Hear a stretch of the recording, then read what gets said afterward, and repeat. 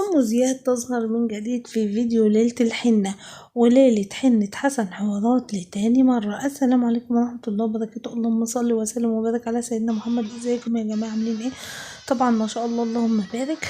حسن عمل بقى النهارده جابوا فيديو بقى محمد يعني ما شاء الله ربنا يبارك له، صور لنا بقى في التفاصيل بقى الحفلة وتفاصيل فرحة نهال، وده كان قدام بيت نهال لان كل اللي واقفين تقريبا دول قرايب نهال، وان نهال طبعا في الاسكندريه، فمحمد يعني راح الاسكندريه هو بيورينا الفرحه، ربنا يبارك له يا رب.